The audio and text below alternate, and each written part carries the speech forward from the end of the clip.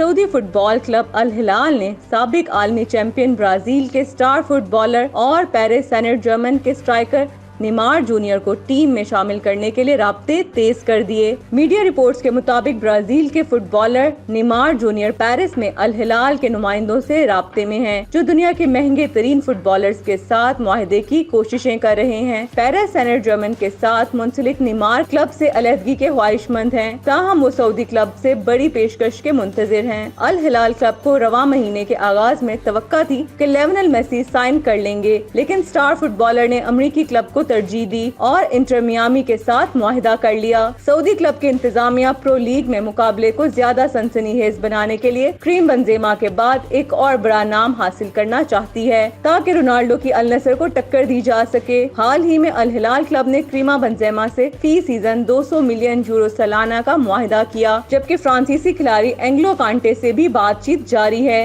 دوسری جانب Neymar junior کا پیرس سینٹ جرمن سے معاہدہ 2025 میں اختتام پذیر ہوگا۔ نیمار جونیئر کا شمار فٹ بال کی دنیا کے ممتاز ترین کھلاڑیوں میں ہوتا ہے۔ پی ایس جی کے ساتھ ان کا سفر اب تک زیادہ خوشگوار نہیں رہا اور ٹیم کو کوئی یورپین ٹائٹل جتوانے میں کامیاب نہیں ہو سکے۔ گزشتہ دنوں کلب کے حمایتیوں نے جو لیونل میسی کے گھر کا گھیراؤ کیا تو ساتھ ہی نیمار کے خلاف بھی نعرے بازی کی تھی، جس کے بعد سٹار کھلاڑی کسی اور کلب کو جوائن کرنے میں دلچسپی رکھتے ہیں۔